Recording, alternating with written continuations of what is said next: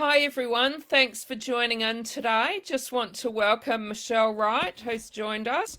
Michelle's an award-winning writer who brings to life a remarkable range of characters, winning attention in many awards, including the Age Short Story Competition, the Grace Marion Wilson Award, and the Overland Victoria University Short Story Prize. Her first collection of short stories, Fine, was shortlisted for the Victorian Premier's Literary Award for an unpublished manuscript and was published in 2016. And her latest book is Small Acts of Defiance. And just want to say to people that if you do ask a question of Michelle in the Facebook Live, you'll have a chance to win a copy of Michelle's book, thanks to Alan and Unwin. So thanks, Michelle, for joining us. Oh, it's a pleasure. Thank you. Just wondering if you want to start off by telling us a little bit about Small Acts of Defiance. Sure. So it is a novel that's set in Paris during the Second World War under German occupation. And it's the story of a young French-Australian woman whose father was Australian and whose mother is French. And through a set of tragic circumstances, she and her mother, her French mother, find themselves arriving in Paris in 1940, just before the Germans arrive and occupy Paris. And then we follow Lucie, her name is, through the next 4 years of German occupation of Paris. And she, little by little, sees the situation changing, evolving, and getting worse around her, and kind of has to decide how she's going to respond to that. And I guess the title gives it away a little bit, in that she does engage in some small acts of defiance against the occupying forces. So it's not a story of heroism and blowing up trains, and she's not a great resistance hero. She's not a spy. She's just an ordinary young woman who finds herself in extraordinary circumstances and has to decide how she's going to respond. And how did you get the idea behind writing this book and the... Yeah, well, it's been a long time coming, in fact. So I spent a lot of time living in Paris. I was there for about 12 years in all. So my husband was French. I feel really at home in Paris. It was a second home, and I got to be very passionate about French language and culture and history. And the Second World War was a period that really interested me, because it's a bit of a fraught period in France. Obviously, because the French lived under Nazi occupation, there was, and the official French state collaborated with the Germans. It's a really sensitive period, because while there were resistance, really brave and heroic resistance fighters against the Germans, there was also a part of the population, a not insignificant part, that collaborated with the Germans and went along with what the Vichy collaborationist regime was proposing. And then a large part of the population that just tried to get by. And so there's a lot of unease when you talk to French people about that period in history. Yeah. And I felt that there'd been lots and lots of stories told about the resistance, and deservedly so. There's some really amazing stories to be told there. But there weren't all that many stories exploring just how ordinary people had lived their lives and the huge variety of responses that people had, from extreme collaboration to extreme resistance and everything in between.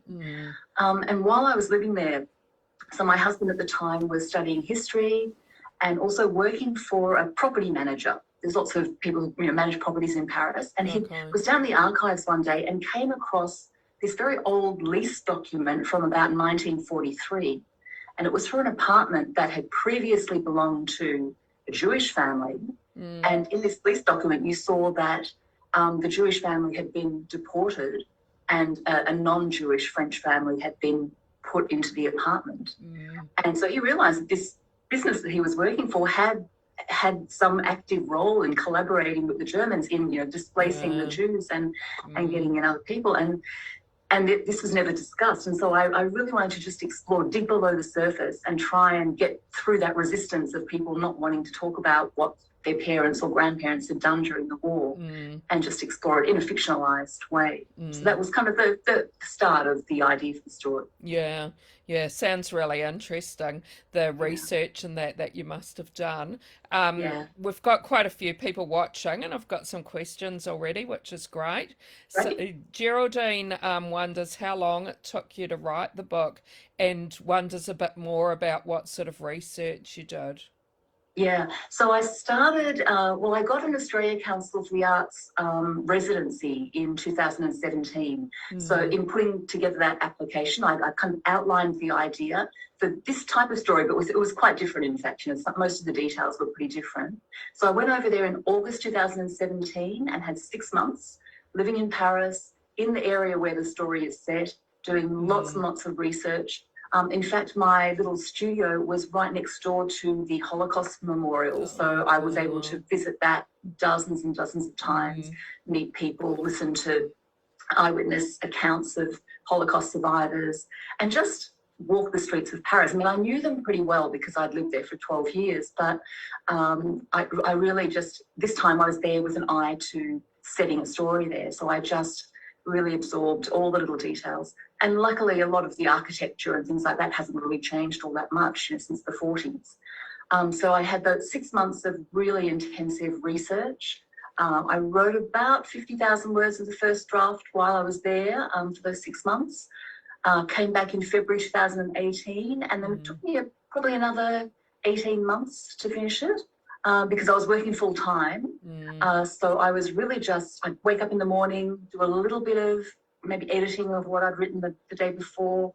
At lunchtime, I'd go out to the parking lot and sit in my car and just do as much as I could in, 45 minutes. And then in the evening. So it was really fitting it all around my full-time work, which is never easy for any author. But I think when you're writing historical fiction, when you're trying to leave suburban Melbourne and immerse yourself back into German-occupied Paris in the 1940s. It's not easy to keep jumping in and out like that. So it was kind of a long process. Yeah. So yeah, it took, I guess, 2 years, 2.5 years in all, and then the editing, obviously, with the publisher. Yeah. And what was your full-time job during that time? Well, I was working for a local council in community engagement, so it was something very different. But it was actually really useful because it's the type of job where you do talk to a lot of people, meet a whole lot of really different people, get to know their motivations and their behaviours and things like that. So it was kind of interesting to at least be in a job that was a little bit related to humans and to be able to think about how people react to different situations. And I'm like, your research must have been really interesting. Is there something that you found when you were researching that like really, really surprised you that you could share with us? So I think I don't know if it was what surprised. Well, in fact, there was something that I hadn't thought about including in the novel until I discovered it there. There was, and it plays quite a big part in the novel in the end. So there was a hospital called the Rothschild Hospital in Paris, a Jewish hospital, which during the war, all Jewish doctors, or most Jewish professionals, were not allowed to practice their profession. And so the only place that doctors could work was in this Rothschild Hospital. And I discovered that there was a not very well-known baby smuggling network that was operated just by a couple of women, really brave women, a doctor, a social worker, and a couple of other nurses that they got on board. And they would smuggle Jewish babies out. Women were being held in a detention camp just outside of Paris, and they were brought to the hospital just to give birth. And these women knew that the mothers and the newborn babies would be sent back to the detention centre and then eventually deported to Auschwitz. And so they decided to set up this ring of smuggling these babies out. They would convince the mothers to give up the babies. They would declare them as stillborn and send the mothers back to the camp, and then the babies would be smuggled out through this network of safe houses and eventually into other families. And so I had no idea, because it's not very well known. It was just a little network. There's been one of the women, in fact, who ran the network is still alive. She's 101 years old. And just I think in 2015, so just a few years ago, she wrote a book about this, and it's become quite well known, and they've done a little documentary on it. But yeah, I discovered that while I was doing the research and thought, look, I have to tell this story and incorporate it into the novel. And it ends up playing quite a big part in the novel. Yeah, no, that's really interesting. Jill's wondering if you'd always wanted to be an author.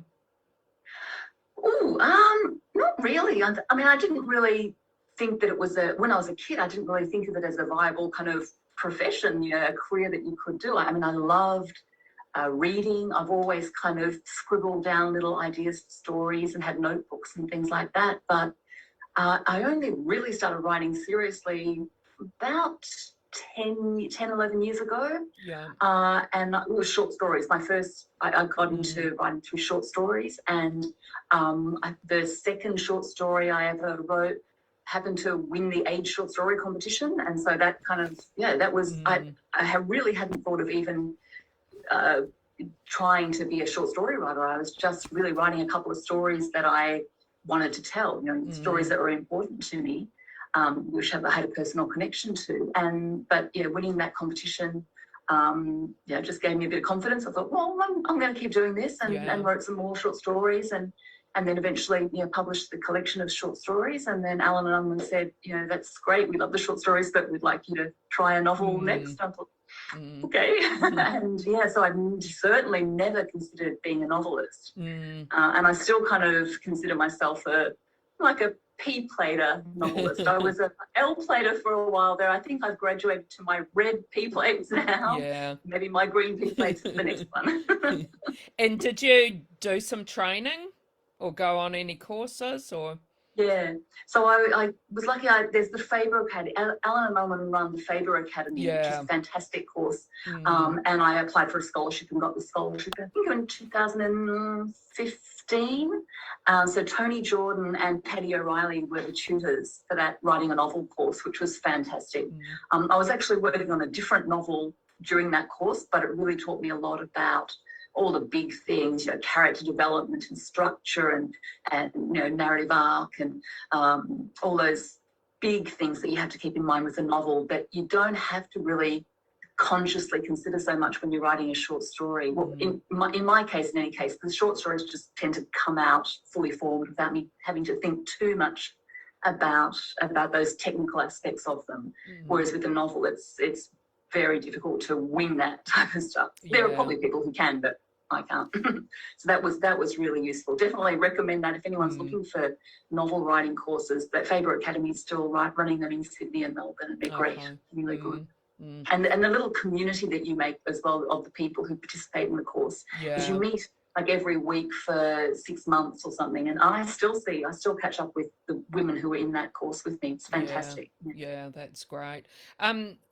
Karina Kilmore's watching, and she wants to say hi to you, and she loved seeing this book come to life from hearing about it when it was first planned. Yeah, it's been a long time coming. Hi, Karina. And Jill wonders if you've got any more books that you're writing at the moment. I am. I'm just in the planning and just starting the first draft of a new novel. I can't say too much about it because I don't really know the story yet, but it's going to be more contemporary, perhaps not completely contemporary, maybe set in the 70s and 80s. I'm not really sure yet. So it won't be historical fiction as such. Bit different. Yeah, and it revolves around a portrait and a portrait prize, like the Archibald Prize type thing. And that's kind of all I can say. But I'm just doing lots of research for the moment on that, with the artists and working out the structure and the plot and stuff. Yeah. So it'll be in a couple of years, hopefully. Yeah. It'll get there. Are you still having another full-time job at the moment as well as trying to? No. So my contract finished last year. I thought I'm just going to take some time off to see how I go with just concentrating on writing. Yeah. I'm finding that having all this time is not as productive as I thought it would be. Probably good to have a little bit of pressure and a bit of limited time. But I mean, sometimes just, having time to read and listen to podcasts and, watch really well put together films on TV and things like that, it all kind of contributes. It might not be conscious research, but it's all kind of penetrating and helping you get ideas. So. And I walk my dog, had time to walk the dog, and it's incredible. I get so many insights when I'm just out walking the dog, looking at the river, looking at the trees, and suddenly I'll have a breakthrough and think, oh yes, that's how it'll work. And I get out my phone and madly do a little voice memo on it. So having more time is good. Yeah. I don't know how long I'll be able to keep it up, even financially. We'll see. But yeah. Yeah. And Kelly says she really loves the cover and the title, and she wonders if you had any input in any of that. I have. So I had, there were a few different cover ideas, a couple of which I wasn't really keen on. This one, it kind of grew on me. I do like the sense of kind of danger and urgency and the fact that, you have this young woman isolated and alone there on the cover, because I think that reflects really well what the content of the novel is.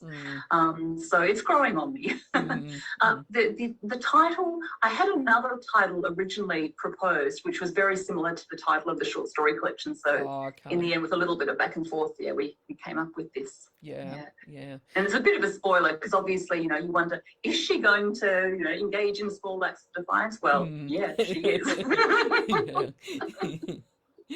And Jill wonders what you like to read and if you have a favourite genre.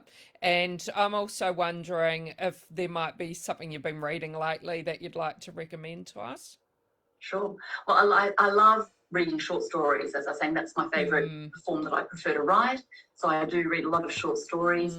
And I read contemporary stuff, but I love tipping back into old stuff like Flannery O'Connor and Hemingway and Chekhov and, really old stuff, the really, really well-written short stories. For a long time, I didn't read a lot of novels, and I've just started, especially because I've had so much more free time, really spending a lot of time reading novels. And I do have a couple here that I have been reading. So at the moment, I've just started this one. Can you see? Still, it's called yes. Still Life. It's Still Life by Sarah Winman. Sorry about the flare. Oh, yeah, that's better now. Yeah. So I've just started that. I've heard a lot of good things about it. I've read 20 pages and it's good so far. I've just finished The Others by Mark Brandy. Yeah. Fabulous, really, really interesting. I had to go back, as soon as I finished it, I had to go back and read the little prologue and oh, wow, okay. So that's, I really, really enjoyed that. The voice, the young boy's voice is very well captured there. And also Hamnet as well, which I know a lot of people have read already, and which was extremely well written. So I read a whole lot of different things. Surprisingly, I haven't read a lot of historical fiction or I don't read a lot of crime, but now that, because I didn't have much time to read, I was very, very selective. But now I have so much time. I thought it's good. It's really good, I think, to read broadly and outside your genre as well. So I'm going to try and do more of that. Yeah, thanks for those recommendations. Marta says the book sounds amazing, and she wonders if the book became what you initially thought it would, or did it change as it was written? No, it changed a lot as it was written. So the initial idea I had was going to evolve around an object, an object that is found in the present day and takes a protagonist back to France, and they explore the origins of this object and how this object came to be in the family's possession, and that would reveal secrets about the family's activities during the Second World War. And that went completely out the window. And it wasn't, I think that would have been a good idea and I might explore it one day, but it was just the research that I was doing there was just throwing up all these other things that I wanted to explore. And I thought there was so much happening in Paris under occupation, and I was discovering so many events and activities and people that there was already so much in that I wanted to explore, that I didn't need the extra device of this object, this hidden object in the end. So it changed dramatically, and my publisher was great. I kept sending these varying synopsises, and she was trusting me and say, yep, that sounds great. It sounds great. Just go ahead, write it. Yeah. Write it. Yeah. So I might come back to that original idea eventually, maybe not Yeah. even in Paris, maybe it might be in another way, but I like that idea of an object that that allows an insight into a hidden past. It's probably been done a lot, but yeah, I liked that idea. Mm. And Wendy wonders if you gained a lot of information and inspiration from the buildings around you, like you mentioned about living by the Holocaust Museum and Yeah. Oh, absolutely. So yeah, the Holocaust Museum is a modern building, but the collection there is incredible.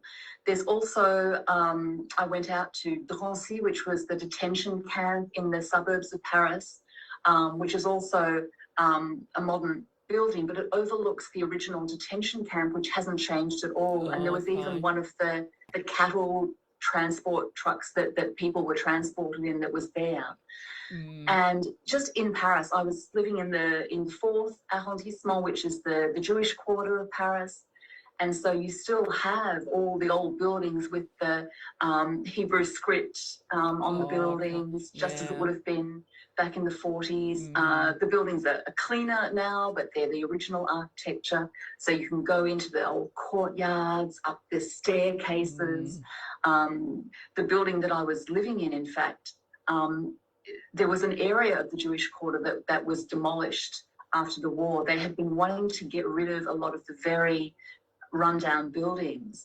And unfortunately, because 76,000 Jews were deported from Paris and only about 2,000 returned from the camps, the French government, because there were all these empty buildings, demolished them. And the International City of the Arts, which is where I was doing the residency, is built on a patch of land where these old Jewish apartments were and had been demolished. So you had this really close connection to the history. You're there inhabiting kind of the ghost outlines of this Jewish quarter and the old apartments from where these people were deported to their deaths. So it's you can't help but be, well, not only inspired, but kind of haunted and feel this immense kind of weight of responsibility to tread very carefully with stories that are not mine. I'm not Jewish. I obviously not, wasn't there at the time,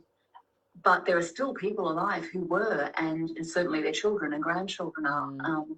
There's a real weight of responsibility to do justice to the stories, and that's why I really did want to not glorify things. There's no enormous acts of heroism and things in this story, because I just wanted to stay really true to what I had discovered and to what ordinary people had lived through, and there's still those memories in living memory. So you have to be very respectful and careful. Yeah, sounds very inspirational.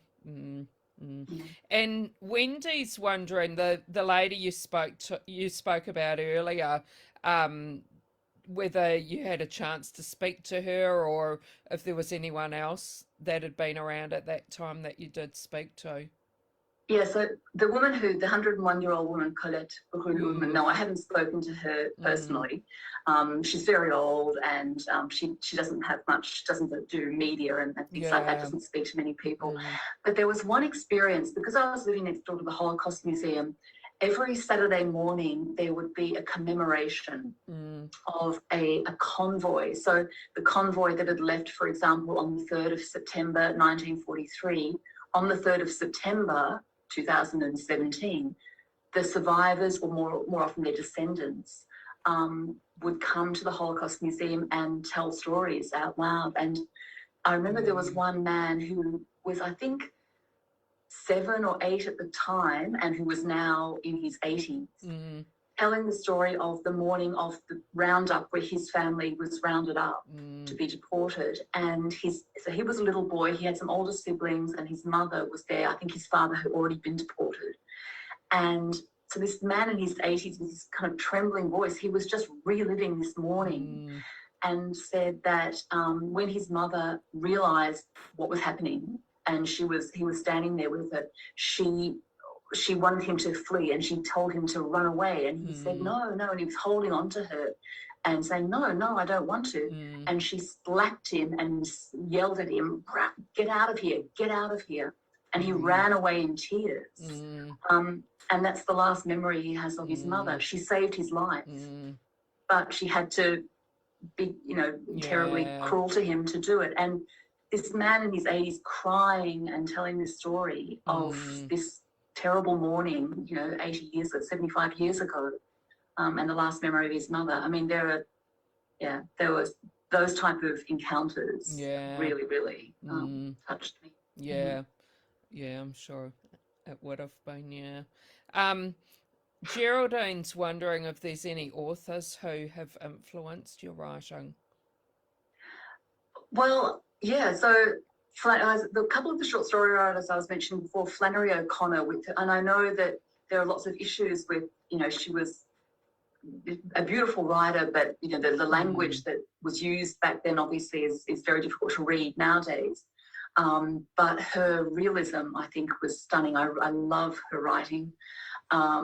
Hemingway as well, his sparsity, the fact that he can just minimize the words and just focus on very simple words. I'm having a blank about it to mention. There are lots. There are lots and lots. Kelly and Joy have both wondered about lockdown and how that's affected your writing process, and whether it's been harder to research things during lockdown. It has. I mean, in a way, it hasn't changed my lifestyle all that much, because, even without lockdown, I just tend to spend a lot of time alone at home and, with my laptop doing research and stuff. But I also really like to get out, for research, but also just for writing in public spaces. I really like writing in cafes. And I did a lot of that in Paris. I do a lot of it in Melbourne, because there's something about just being there amongst people and humanity and just even vaguely hearing little snippets around you, that really helps me to get into my writing. And also there's something really public when you're sitting in public with a laptop in a cafe, being a writer in public, you kind of feel like you have to write. You can't just sit there gazing out the window, which is what I do at home. So I really like that public kind of accountability of being a writer out in public. So that's what I miss a lot. But otherwise, I mean, I'm very lucky with the research. There's so much available online. So I'm able to do a lot. As I was saying before, I'm not as productive as I could be. I was listening to Emma talk the other day, and she said that she writes from morning till 2 a.m. I don't know how she does that, but so I mean, I'm always kind of thinking about the novel, but lockdown hasn't had a huge impact except for not being able to get out to cafes. Yeah.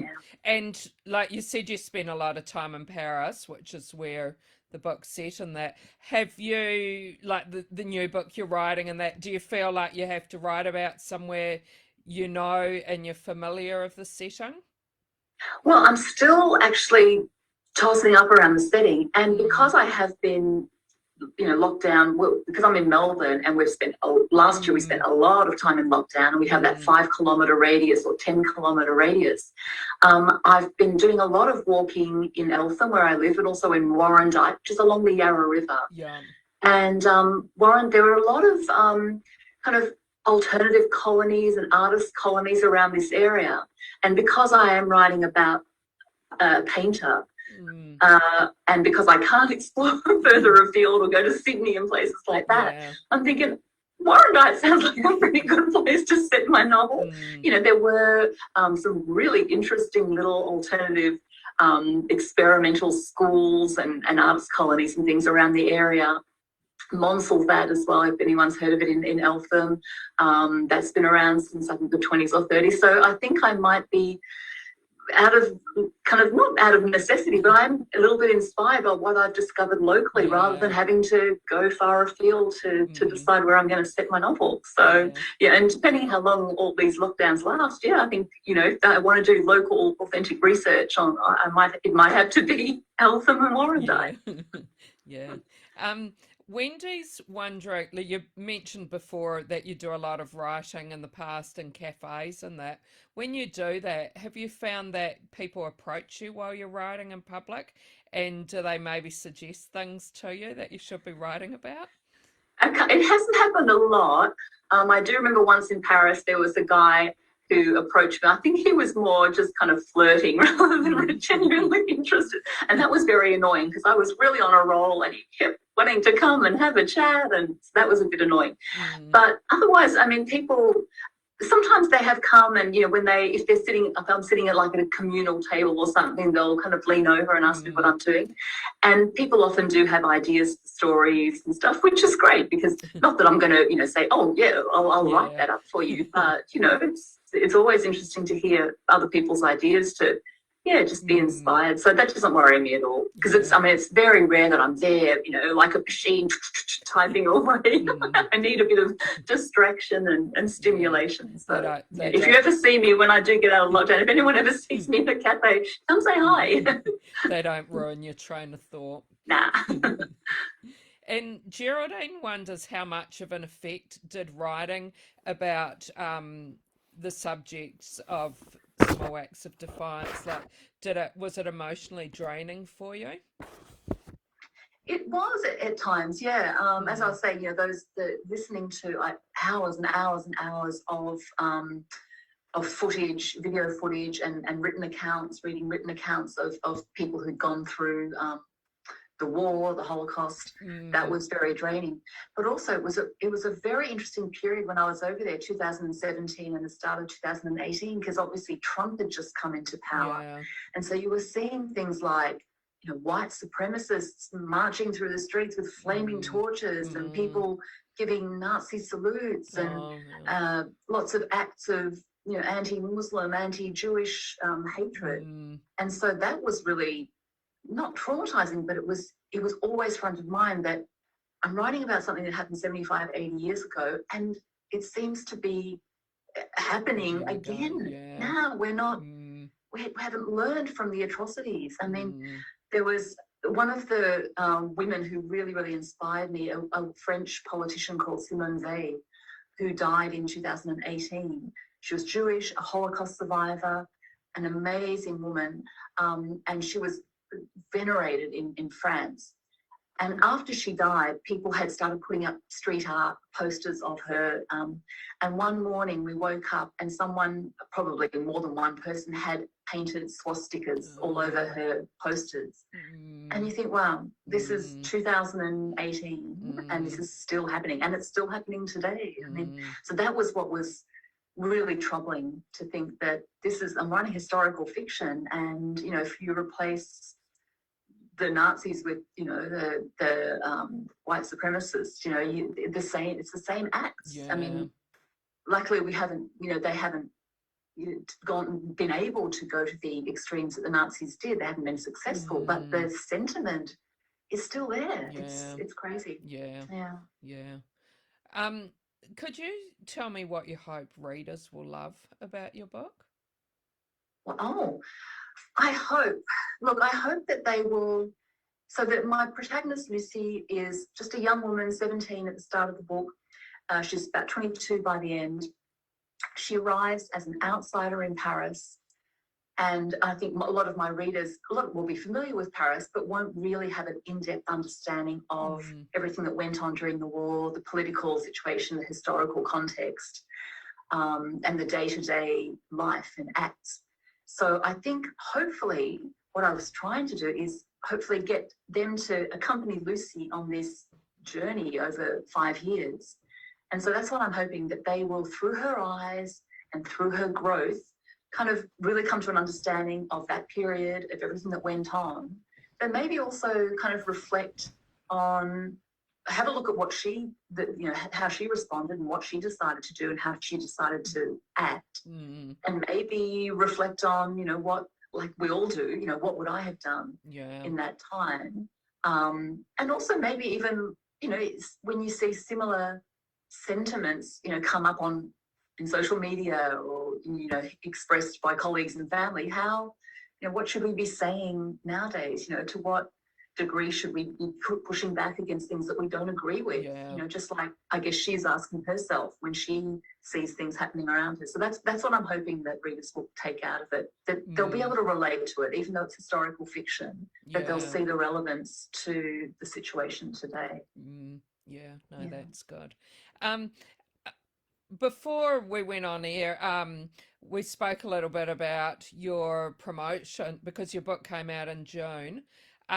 Just wondering what sort of things you've been able to do to promote your book, especially when we've been in lockdown a lot of the we've been in and out of lockdown. So I had planned my launch initially for the 2nd of June, and then a couple of days before that we went into lockdown, and I have rescheduled 5 times since, and every time there's been a lockdown or there's been restrictions on having people indoors.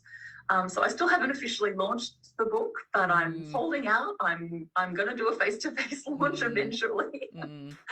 I did manage to do in my local bookshop, the Eltham Bookshop, which is a fantastic local bookshop. We did a gathering, a small gathering, you know, with the limited numbers that we could have. With Kate Mildenhall, so I was in conversation with her, which was fantastic. And I've done a few kind of radio chats on ABC and various radio stations around the country, which has been fantastic. But the face-to-face events have been really, really limited. But hopefully, we'll get it. We'll get to the launch eventually. Well, I hope it doesn't stop people buying your book because it's a really great book about a great subject, and like you said, makes you think about what you might do in similar situation, and hopefully gives people a bit of inspiration as well. Yeah, I hope so. And I've got some exciting news as well. So it's HarperCollins in the US has picked up the world rights to it. So it'll be out in the US next year. So I'm very excited about that. Because we've got quite a lot of viewers from the US as well. So hopefully they'll be able to get that as well. So thanks so much for talking to us. It's been great talking to you.